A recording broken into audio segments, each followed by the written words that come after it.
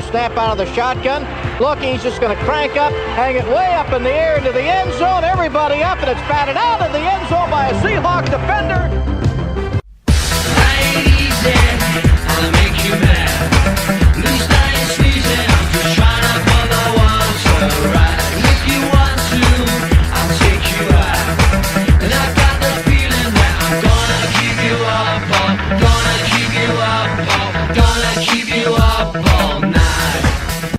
Welcome to the Pregame Insomnia Podcast, your place to talk most things football, all things Seahawks, and some things from around the world of sports. I'm your host, Joshua Kasperick, and with me, as always, is my cousin and lovely host, Diana Corona.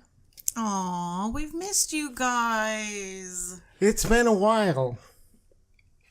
It's been probably close to a year and a half by now.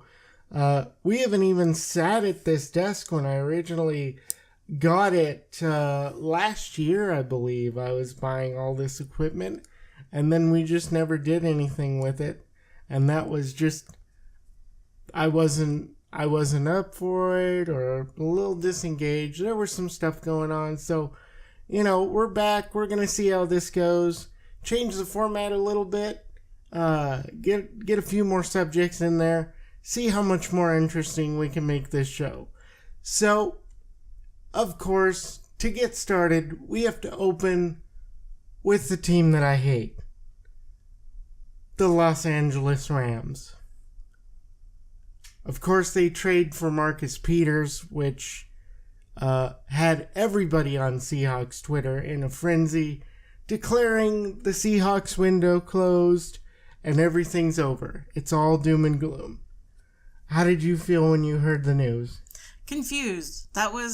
Confusion was what set in, because you hear about how the Chiefs had traded Alex Smith to Washington. So I'm like, okay, well, their quarterback, Patrick Mahomes, he's not started. So I'm like, okay, well, are they just blowing up their season to see what he's going to look like as their quarterback? And then now you trade one of your best players. Yeah, he was a little bit of a problem child, on the field. I didn't hear anything really off the field, but that was like one game, though, where there was that issue. Well, yeah, that the national media and everybody could see. Right, there's the stuff we know, but, it's like when Corn Robinson was cut in 2005, I think. In like June 2005, and none of the fans saw that coming. But then you get all the news out, like he was drinking so heavily, he was showing up late to meetings, and he was showing up so drunk you could smell it from halfway across the locker room. Of course, all these stories come out, and I was wondering, when they were talking about him kind of doing his own thing and being a bit of a loner on the field and the way he does his business, as if that was bleeding into the meeting rooms, and they kind of were like, okay, this guy's kind of a problem, and we need to, make a move here. That would seem really strange to me. Just in terms of the finances, it doesn't make sense. He's not expensive, and he's a good player. Yeah. But was he so much of a head case, you're just like, I want him out? See, because how I look at it is, on this scale, I look at it as Percy Harvin. One end of the spectrum, or who was I thinking? Brandon Marshall. Kind of like the other end, where it's like you knew there was a problem there, but he went and, fixed it. Or as Percy Harvin, there was always a problem and never kind of worked on that. Right. And so I'm like, well, where does Marcus Peters kind of fall on that spectrum? And so I kind of would see him like in the middle. Like, you're not sure if it's something that's gonna, progressively become worse to where it just, it infects the whole locker room like a cancer or something like that. That kind of reminds me of another situation, Chris Carter in Philadelphia. Having his problems. I'm not saying Marcus Peters was drinking or anything like that. Or doing cocaine or having any kind of issues like that. But maybe that's his wake-up call that, hey, I need to sort of deal with my issues here. And hopefully it does. And I don't think it makes the Rams immediate Super Bowl contenders. It does make them better, certainly. And then, of course, the other news was this week they traded Robert Quinn away, who, by the way, is only 27 years old. Which is crazy. You know, he had 19 sacks in a season, but he really hasn't done anything since then.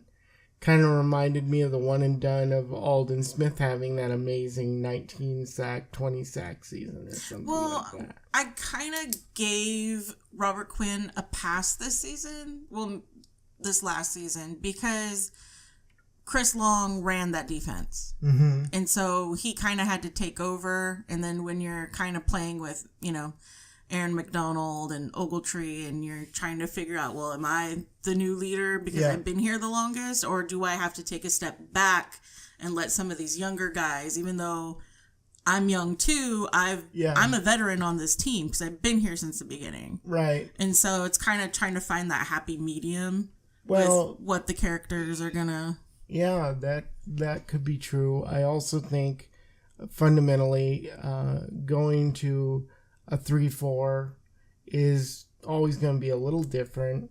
I don't know really what happened to him in terms of the sack numbers, but I didn't see him as being a really bad player otherwise. No, he was always disruptive. He's always been that disruptive person on the other side of the line, the one you never wanted to see coming. Right. And so I don't really see the mid-round pick being a great value to replace Robert Quinn anyway. So this was probably just a cap move for the Rams because, you know, Robert Quinn did get paid and they do need that money in the future for, you know, Jared Goff, Todd Gurley. You know, all those guys are going to start coming up for deals. Yeah.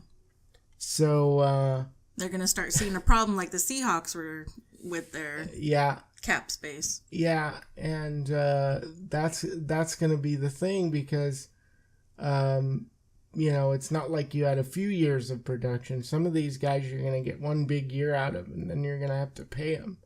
And that's kind of like I'm taking a shot in the dark that wasn't a 1-year wonder, you know. So, you know, I do think they end up letting Sammy Watkins walk, though. Yeah. I don't know if this was a good pickup for the Dolphins either. Yeah, they have so many problems. Because now it's him, Sue, and Cameron Wake, right? Mm-hmm. That's going to be a big issue with their salary cap down there. Because those are going to be, their, like, 3 highest paid players. Oh, yeah. Easily. And so I'm like, okay, well, in a way, it's kind of like, well, Miami is like, well, we're still trying to be contenders and blah, blah, blah. And you're like, you don't have the money or the space in order to do that. And you don't have the quarterback because I don't have any faith in Tannehill. No. At all to be good. And then it was Jay Cutler who was leading them this last season. Right. Miami is like Cleveland Part 2. It's so disorganized and gross and has so many problems, and they just haven't been able to do anything.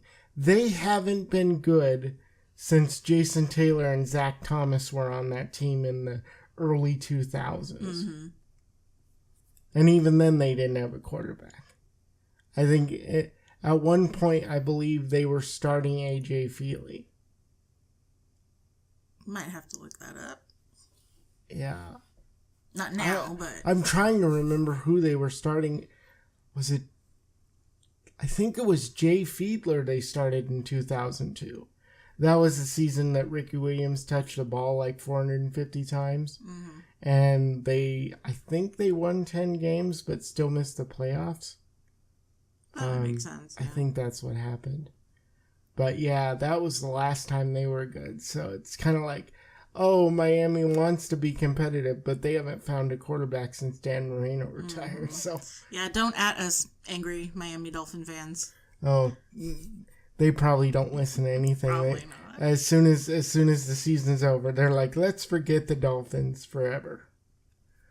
All right, so speaking of bad franchises, let's lead into Seattle's coaching changes and all the decisions that have gone on in the offseason, right?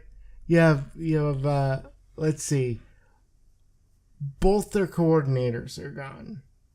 I think the only guy that's still staying around as far as the coaches go is the special teams coach, right? I don't think... Heath Farwell left. He went... No. Brian Schottenheimer is... No, he's replacing Bevel. Brian Schottenheimer replaced Bevel. No, that's right. I'm trying to remember... I'm totally blanking on it. Anyway. No, because I could have sworn that Heath Farwell was our special teams coach or something like that. He was working with special teams, but he left. Yeah, he was like part of that, but he wasn't coordinating it. He wasn't the lead coach. He was like what Pete does is he creates positions for guys to come in and sort of learn coaching. Yeah, and then either promote from within if you feel like your coach is going to get nabbed. Because then he ended up going to Carolina. Carolina picked him up. Heath Farwell is now in... Yeah. Yeah. That would make sense. Okay, so after all that confusion... I should have wrote it all down. So they bring back Ken Norton, who I was a fan of as linebacker coach. And with Pete in his ear as far as the defense goes, I don't think as a coordinator he'll be all that bad here. He did struggle in Oakland with Jack Del Rio. I don't think they clicked. Which is weird because they played with each other in Dallas. They know each other. But there's a difference between playing with each other and being equal on the field as opposed to trying to work with somebody in a higher position. Maybe they didn't mesh. It's hard to know, but... One of the big reasons the Raiders landed Bruce Irvin was because, Ken Norton was there.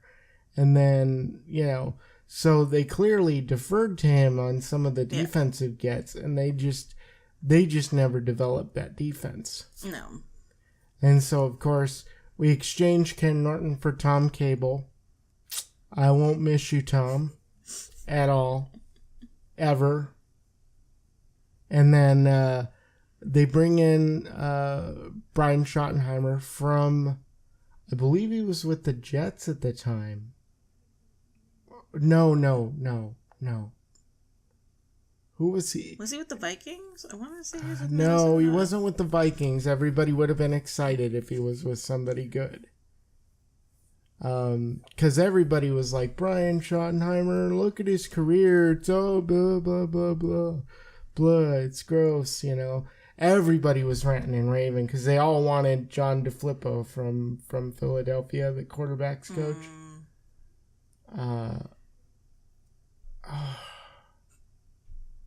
I don't know. This was just... For me, the whole situation with the offense was it stagnated. And they sort of coasted on Russell Wilson's abilities. And they never found... themselves. Like, the early game for the offense has been bad since Russell's been here. They've never started strong.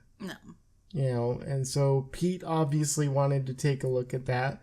But I think another thing he wanted was to be able to run the screen game. Something Seattle has not done under Darrell Bevell very well. Or at all, in a lot of cases. It's like, you could help the pass rush by being able to run some screens. Get a little bit of the pressure off the guys.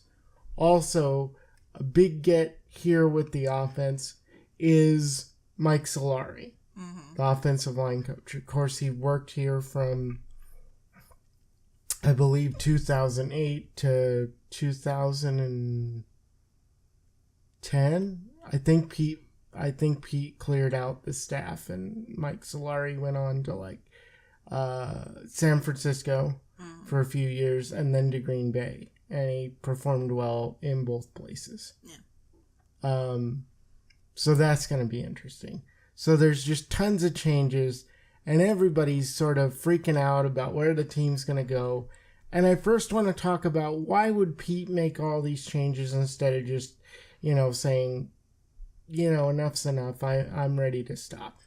Because he's been here for 8 full seasons now, and he's not getting any younger. Why would he make all these drastic changes? Well, I think Pete knows that people have the perception that he sort of was, a quick turnaround at USC, and then it sort of dwindled into, mediocrity. And then he left for Seattle. Like, that's sort of the opinion of his college career. Like, very good for a short period of time at the beginning, and then it sort of faded off into the sunset, right? That's kind of their opinion. So he doesn't want to do that again in Seattle. I mean, you have this whole philosophy, this win forever that you built up. So does he want to leave under the guise of a team that slowly faded away from where it started out in his first, 4 years? No. So he makes all these changes, and I don't know that they'll work out, but I think that's why. I think his pride got in the way in terms of, the things he saw, and that's why he wanted to make the changes. Because he wants the team to be good again, so he can be like, hey guys, I'm not a guy that can build you up and then it slowly dies off. I can keep this going. Could be. Could be. So let me get your thoughts. How did you feel during this season? Kind of like how I felt after we lost the Super Bowl to the Patriots. I kind of disengaged from football for like the longest time, and sometimes I've even convinced myself that it never happened.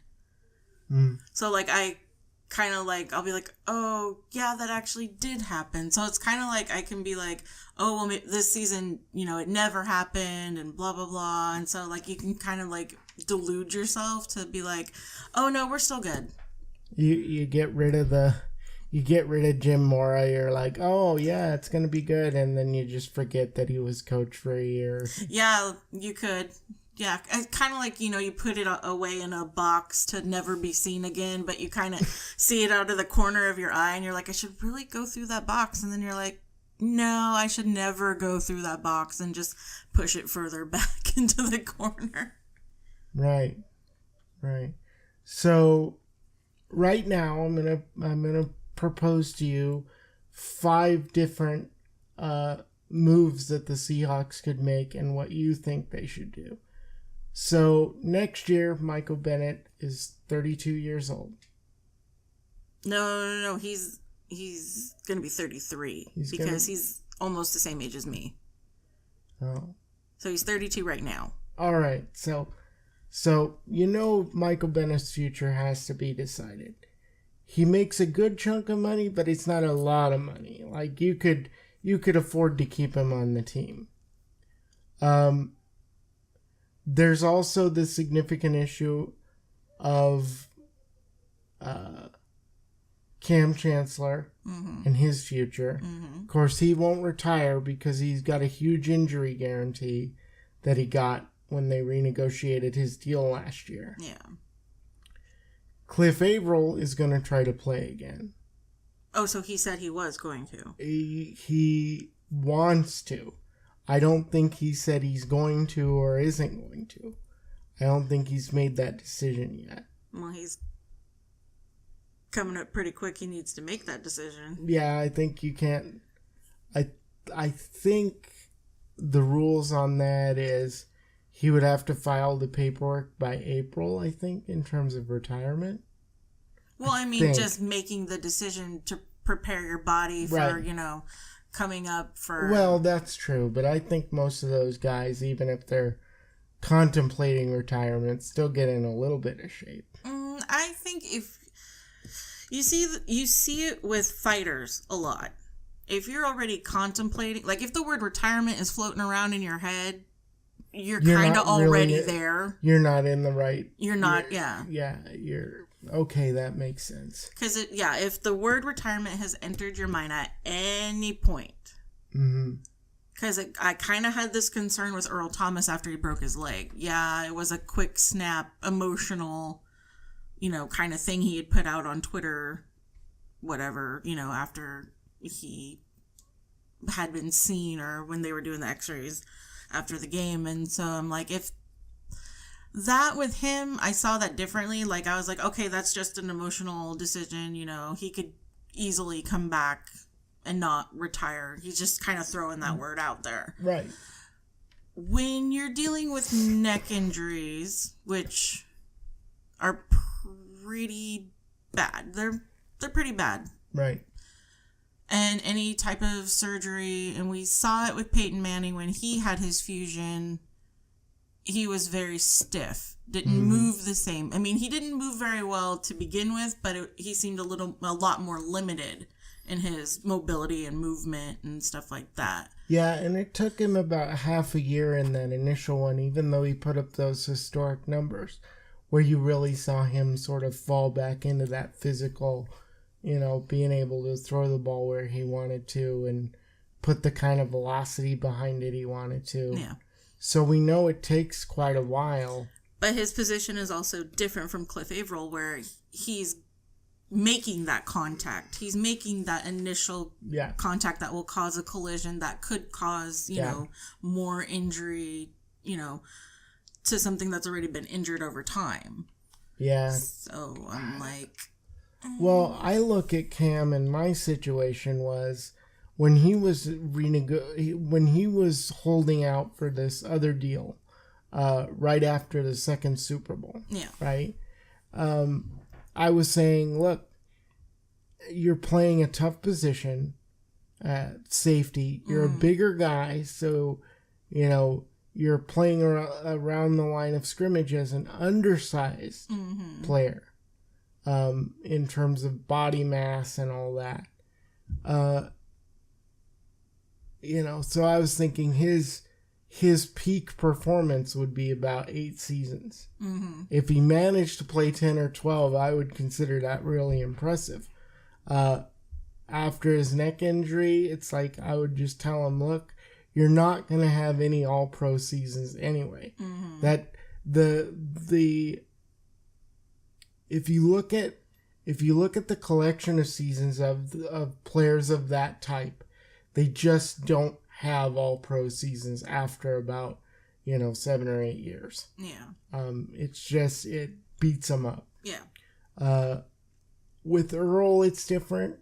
With Cliff Averill, I think I wouldn't because the contact around the line of scrimmage anyway. Plus, you get hands to the face and they jerk that neck around it all, you're going to have, it's just a really, really violent position. So I just wouldn't. Yeah. I wouldn't risk it.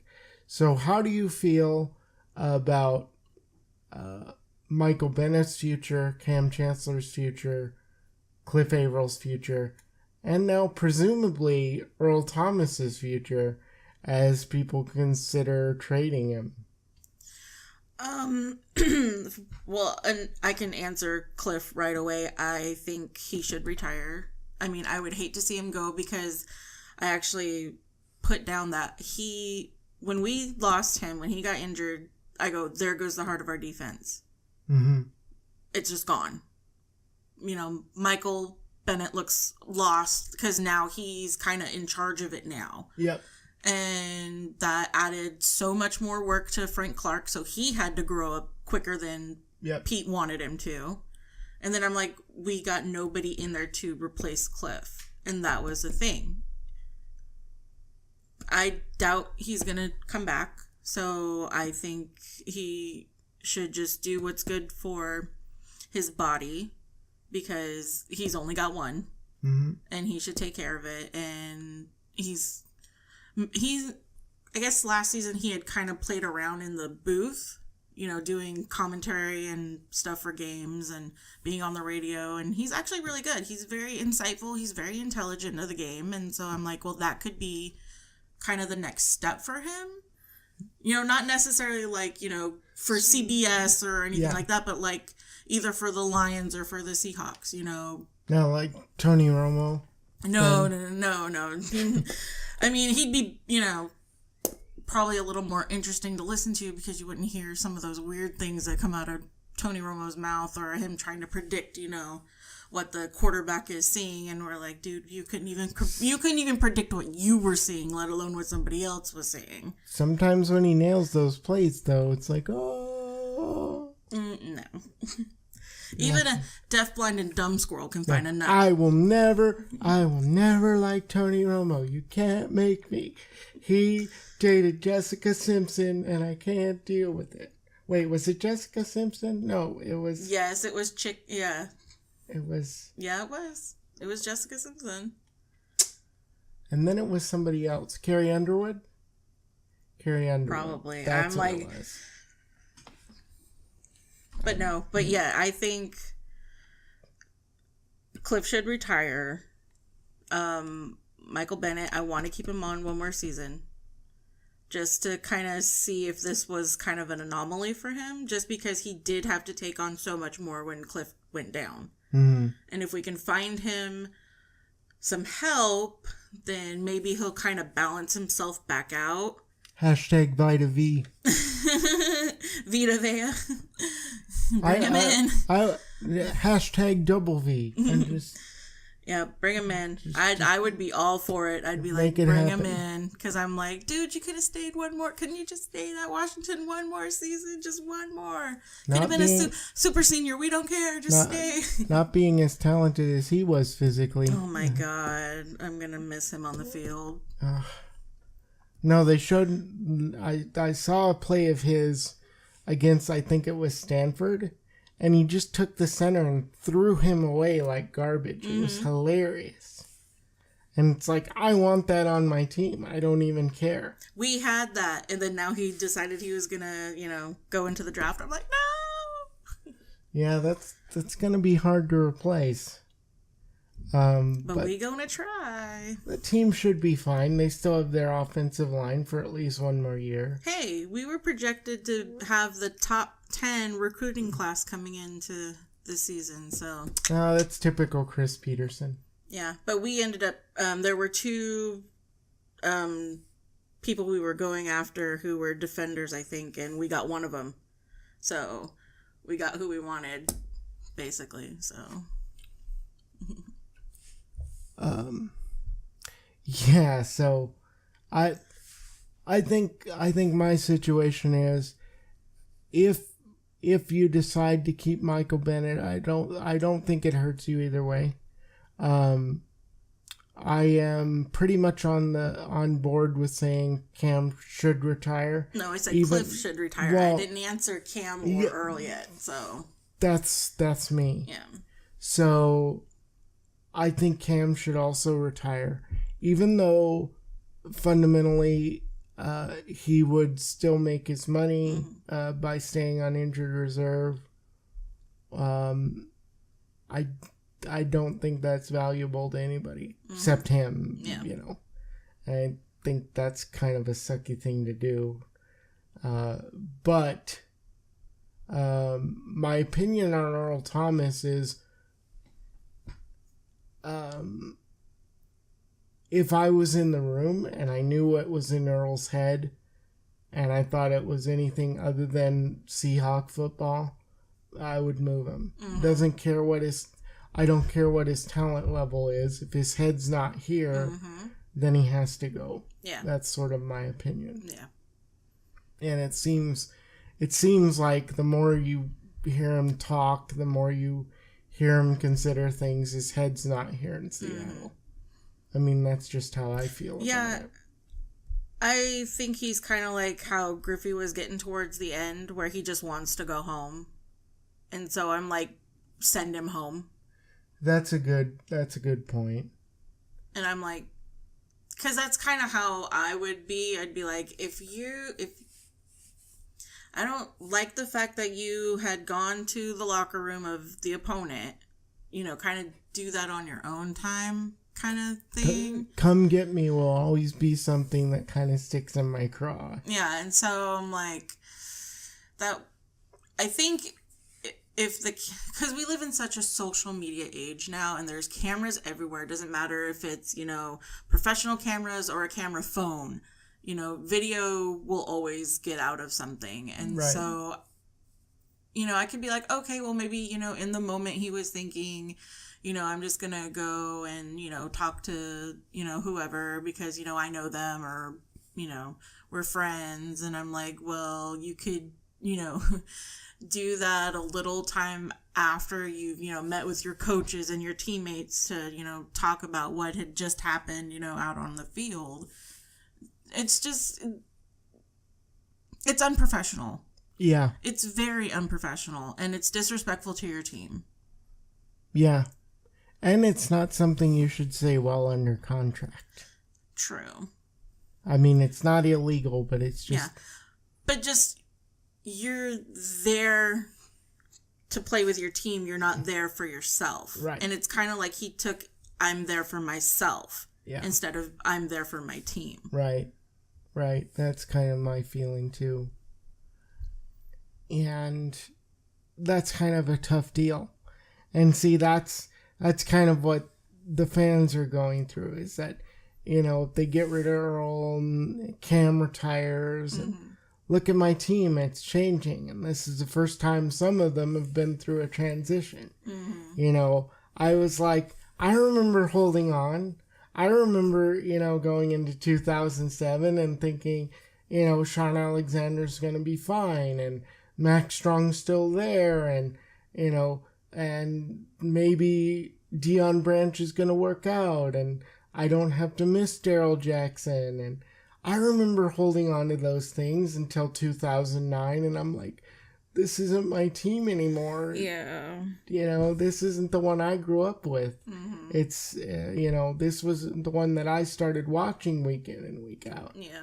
And you have to get there at some point. If this is your team, you have to realize that these guys, these coaches, everybody's not going to be around forever. And things change, and that's kind of the tough part of it, is that the emotions, are part of the process. You can't just look at things and go, oh, just get rid of Earl. Some people are like, I love Earl. Earl's so good. Yeah, like, I'm so thankful that, we drafted him and he came here and helped turn the organization around. Yeah. It's just, when you get to a certain point in a relationship, and being a fan is like a full-time committed relationship to something outside of yourself and outside of your family and friends, and you're like, I think that's what happened was this last season, I got to that point where I just checked out. Yeah. I was no longer in this relationship anymore because it seemed like everybody else that was on the other side of the relationship had checked out before I did. Yeah. And so now we're just together out of convenience. That's pretty intense. You okay? No. I'll get there. We'll see when training camp starts. Yeah, I'm really interested to see how Russell Wilson comes into this season, because there's clearly a sense where he wasn't trusting Darrell Bevell, at least early in games. Yeah. And he was waiting for the field to sort of solve itself. Get into that fourth quarter. I've seen pretty much what the team's been throwing at me, and now I'll just start making plays. And it's like, is it because, in the meeting rooms, he's not going, oh, that's a good game plan? Is he not engaged on the same level as Bevell? Well, now with Schottenheimer coming in, a guy who Drew Brees espouses in every possible way, and who talks in glowing terms of helping him turn around and get, offense in the NFL. Because he was with him in San Diego, I think, for a year. Yeah, and Russell, I wouldn't say idolizes Drew Brees, but, holds his game up there. He sure does talk about him a lot. So there you go. It's like a perfect match has been made now. I think if you go inside his house, it's probably got a Drew Brees shrine hidden away. Like you have to put in a code to unlock a behind the wall in his closet or something, and it's like Lord Drew Brees or something. I don't know. No, it's like that Atlanta Falcons fan who's the closeted Russell Wilson fan. Oh, yeah. That's what it is. It's like, he's like, oh, and you just push back some of his clothes and there's this nice little shrine to Drew Brees.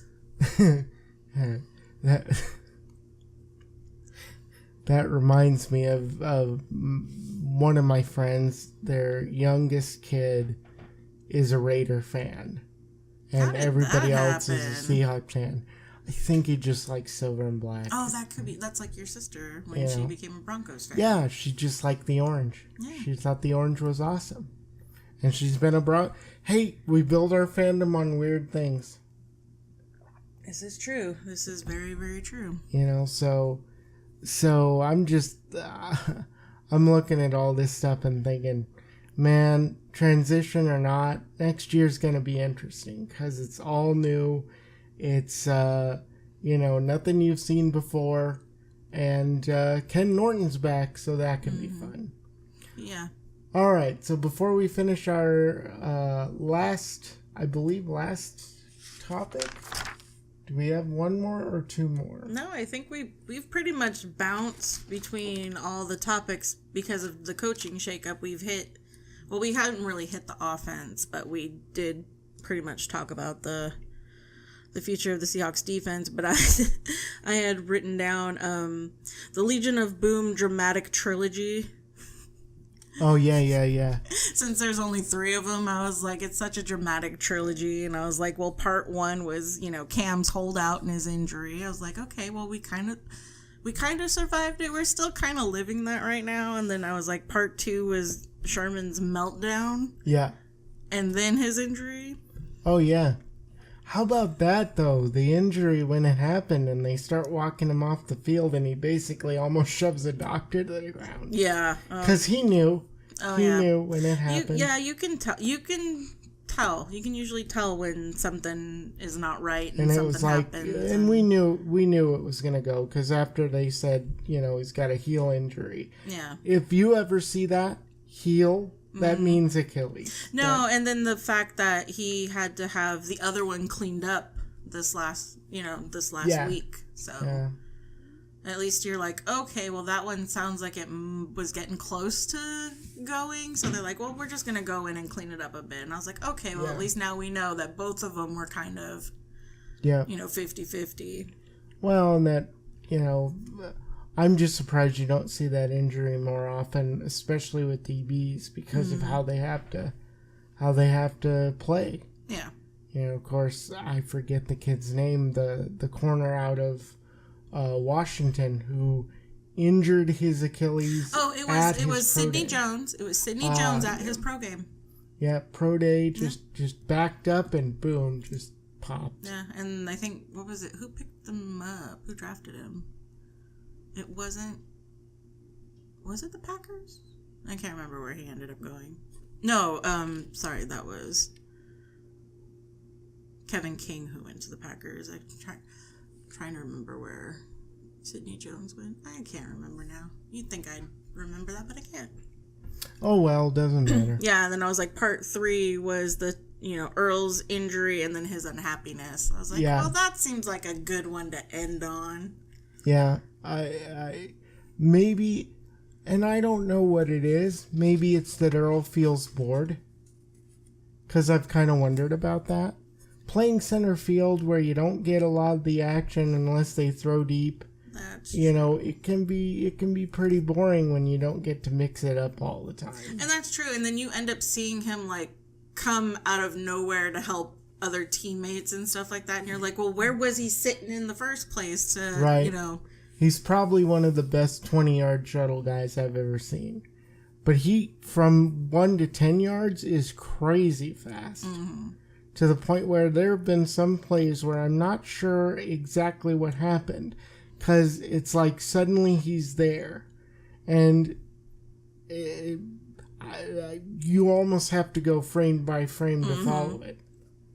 Because live, it's just too fast. Yeah, because it's less than 2 seconds. Yeah, because he will just pop up out of nowhere, and you're like, where did he come from? Yeah. And, you know, the tight end or the wide receiver is asking the same thing. Where Well, did he and the come running from? back, too, because I've seen him blow up running backs who've caught passes out of the backfield, and they're like, that angle route usually works, but not today. Mm-hmm. So, yeah, it's been a boatload of drama with the Legion of Boom, so we'll have to see if this personality holds together or if Seattle has to become a wide open, aerial attack for next season, which I'm kind of interested in. That would be kind of fun, but it also might be kind of aggravating. Mm-hmm. If every game was 39-30, I'd be like, it's only fun when you go through it once. Mm-hmm. So,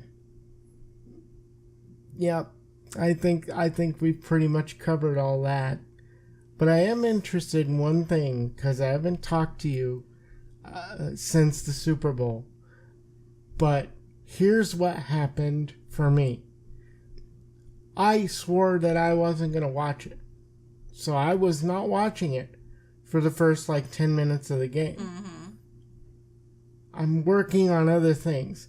I turn on Twitter and everybody's talking about the Eagles' first drive. Mm-hmm. I'm going, oh God, I'm going to have to watch it, aren't I? Because I don't want to watch it, because my first thought is the Patriots are going to win. I don't want to see that. Mm-hmm. I don't really care about it. Because as much as I thought the Eagles' defensive line was good, I didn't like their linebackers. Mm-hmm. Seattle humiliated them, albeit in Seattle. But they did. They humiliated them, essentially. They did. And so I thought, there's no way the Patriots can't beat this team. Well, turned out they could. They did. And Nick Foles had a hell of a game.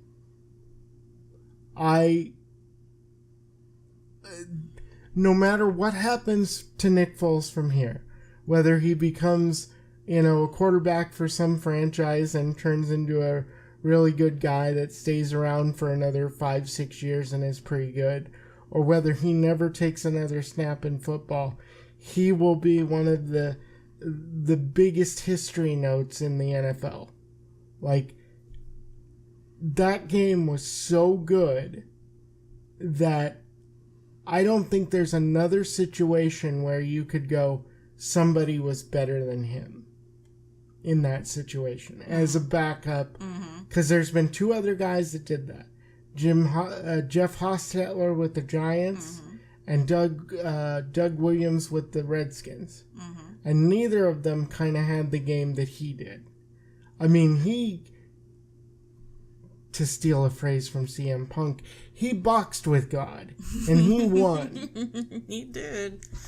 Well, speaking of somebody who actually did watch the game all the way through, I have no frame of reference of anything that I had seen that was better than that. That was the best Super Bowl I've seen in a very long time, from beginning to end.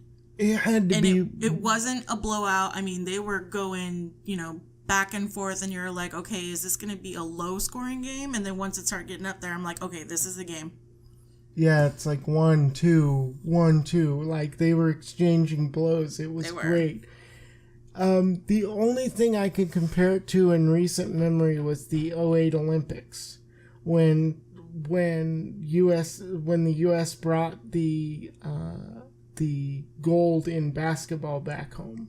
See, and I didn't watch that, so like I said, I don't necessarily. Well, I take that back. I do have a frame of reference.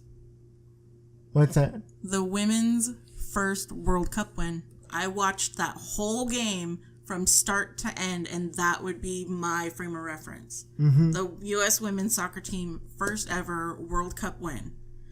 Put those two next to each other. I mean, just the drama, the way it it started and ended. Wasn't that a game that went down to penalty kicks? It did.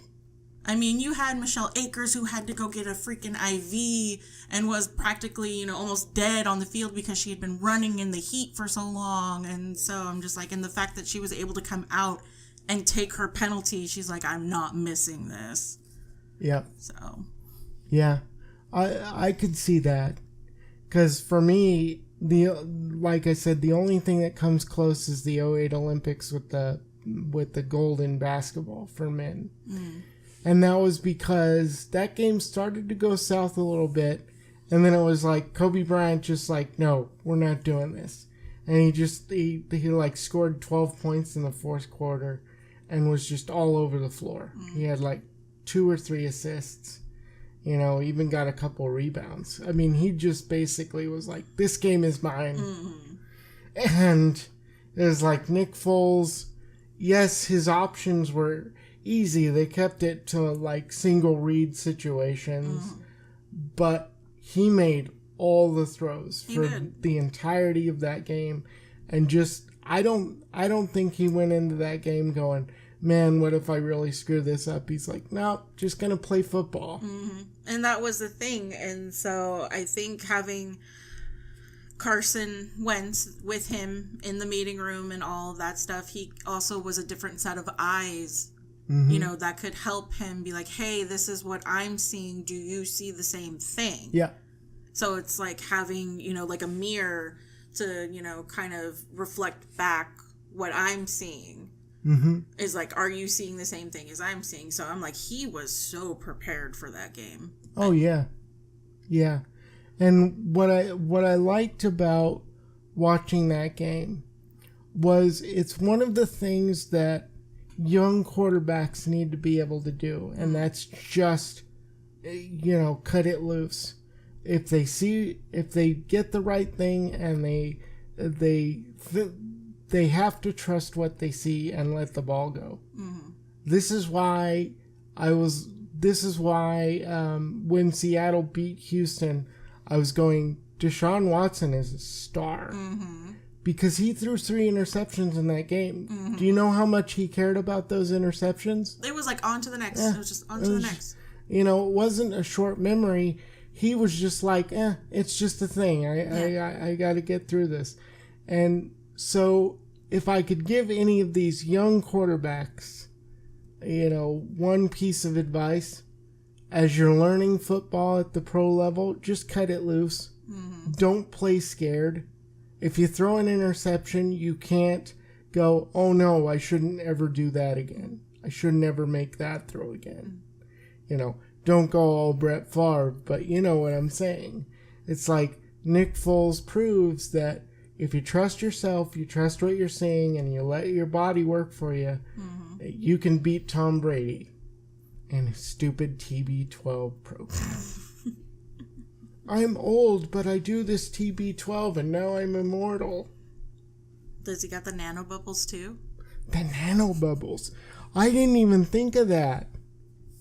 I'm going to have to put a poll up on Twitter now, because I need to know. Did Tom Brady use nanobubbles? That's a really good question. I think that's where we're going to leave it this week, folks.